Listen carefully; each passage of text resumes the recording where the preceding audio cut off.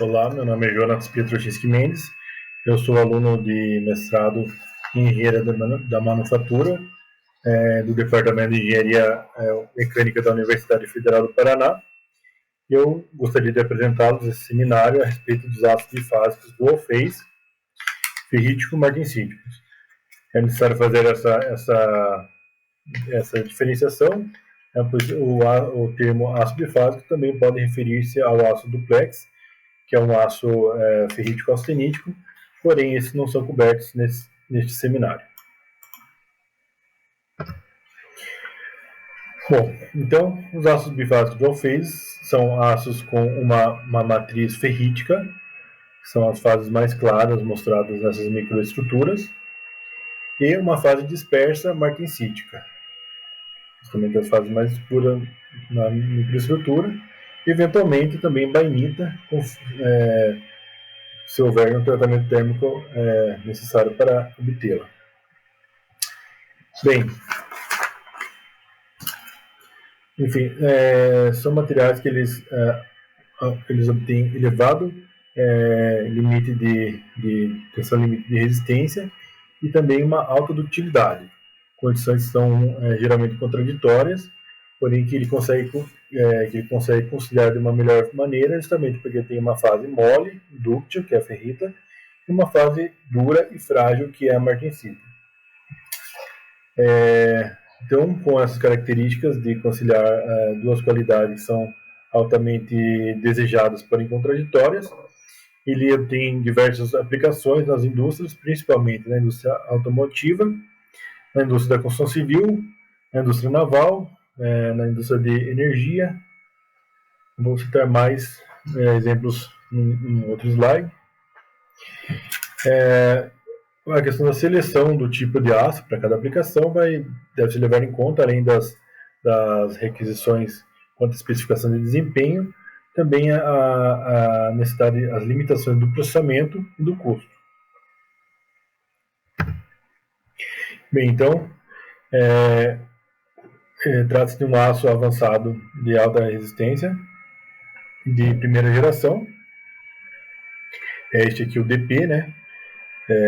Então veja que ele obtém uma alta resistência mecânica e um bom alongamento. Porém, são condições, de forma geral, contraditórias, né?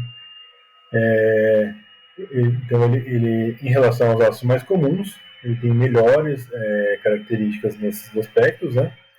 E com a vantagem de que, por se tratar de um aço de baixo carbono e de baixa liga, a questão de custo dele não é muito superior aos aços convencionais. Ele pode ser dito como uma espécie de aço de baixa resistência, alta resistência baixa liga, que sofre tratamentos térmicos mais específicos.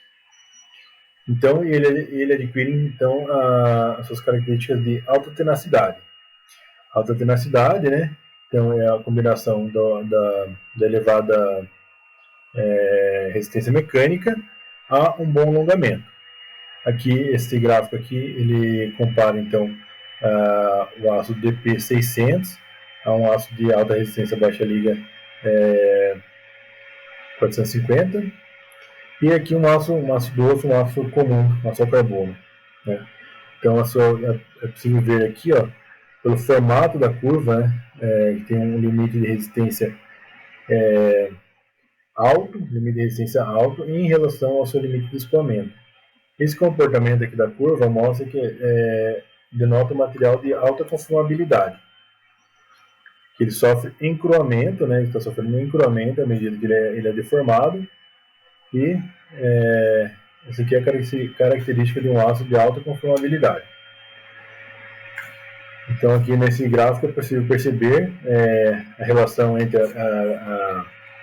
o limite de escoamento dividido pelo limite de ruptura é baixo.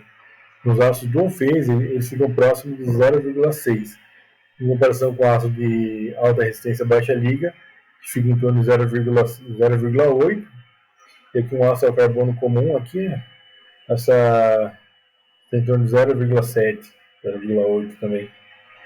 Então, as características de mostrar uma curva de encruamento e também essa relação entre o limite de escoamento e o limite de ruptura baixo são características de material de alta tenacidade e altamente desejados.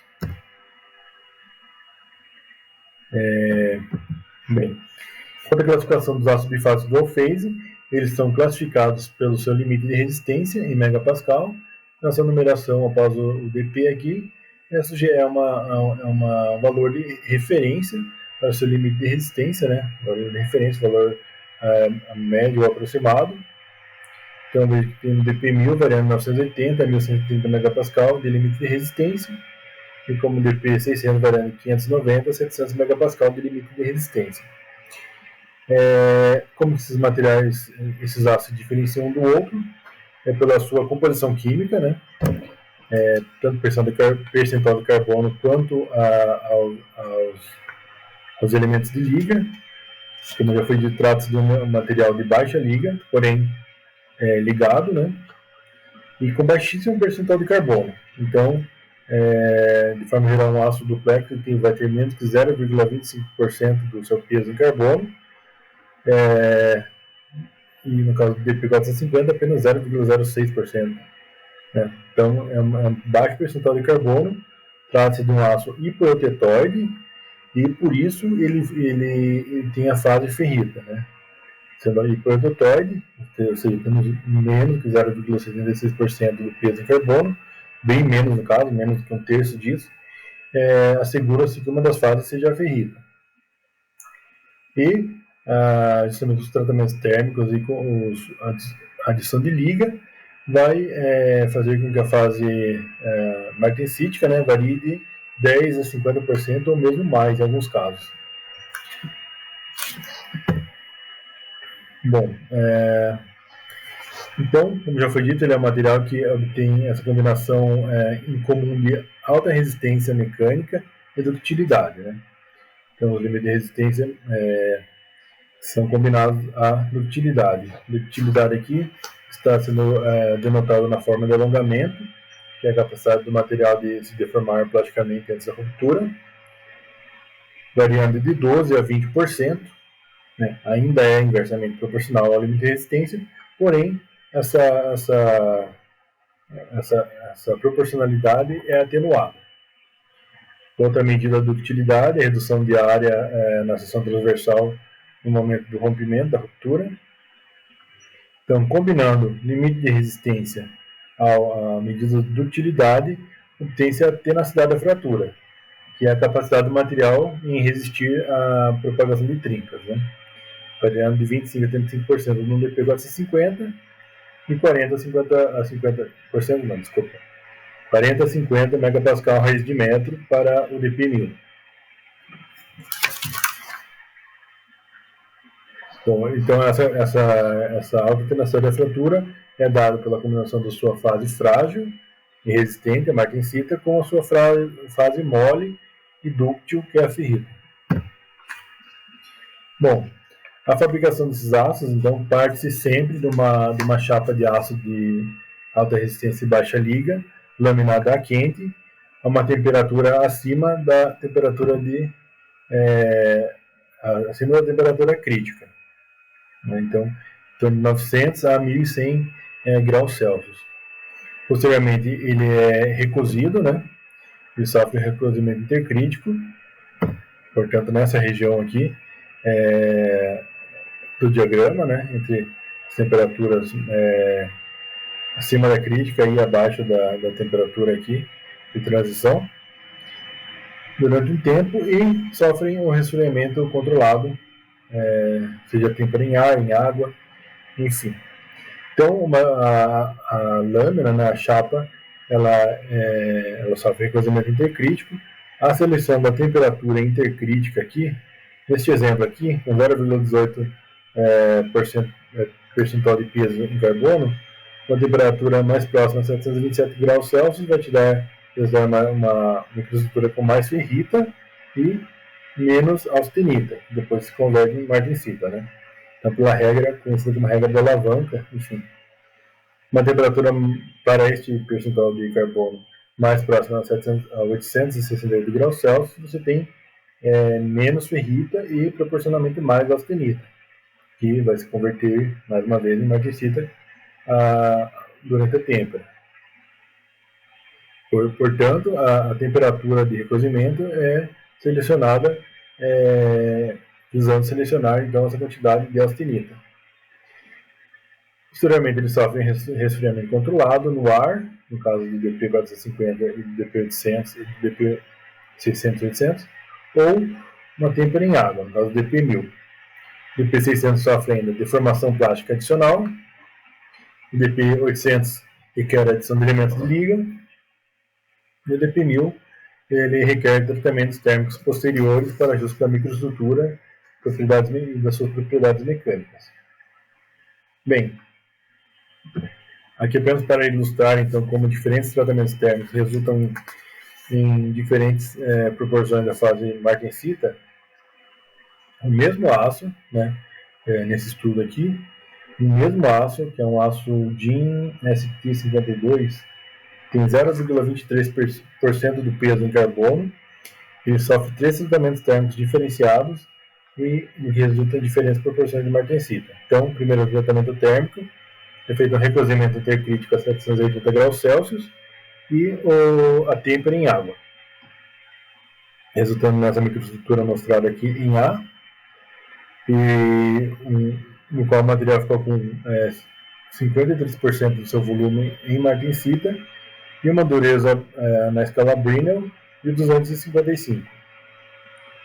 Já a amostra B, ela foi austenitizada a 900 graus Celsius por 30 minutos, resfriada lentamente até uma temperatura intercrítica para recozimento, o qual permaneceu por mais 15 minutos, e sofreu a têmpera em água, resultando nessa microestrutura mostrada em B, com 87% do seu volume em martensita e uma dureza Brinell, na escala Brinell, de 273, o que numa conversão não muito precisa, mas que material que tem uma dureza Brinell de 273 seria aproximadamente um limite de resistência de 1000 MPa. Já a terceira amostra, ela foi austenitizada por 30 minutos, sofreu uma têmpera no ar até a temperatura ambiente, depois foi novamente reaquecida a uma temperatura intercrítica, onde permaneceu 30 minutos e foi temperada em água. A microestrutura está mostrada aqui em C, 36% de volume martensita e a dureza na escala Brinell 239 HB, que naquela conversão não muito precisa, mas possível de ser feita, tem em torno de 800 MPa de limite de resistência. Quanto às aplicações, então as aplicações mais clássicas são no uso automotivo, então nas regiões de reforço da carroceria mesmo, né? A região de reforço contra impacto, reforço da região do habitáculo aqui, vigas, colunas, também hoje em dia são utilizados também nos painéis, das portas, capô, tem cada vez mais substituído aços mais comuns na construção do veículo.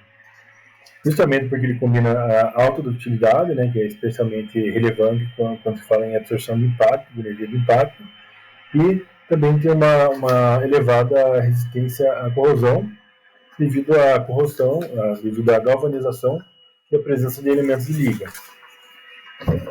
Na indústria da construção civil, tanto na fabricação de tubos para a condução de fluidos, estruturas metálicas, vigas, perfis, para a construção de pontes e para a construção da estrutura de arranha-céus, são uma escolha tanto por sua elevada resistência mecânica, quanto por sua capacidade de resistência a condições ambientais adversas. Na indústria naval, por exemplo, na construção de cascos de navios e plataformas offshore, eles são desejados por suas propriedades mecânicas excepcionais, né, e também como por exemplo, ter uma tensão ductil frágil bem menor, né, e também por sua capacidade de resistir a um ambiente marinho que é bastante agressivo.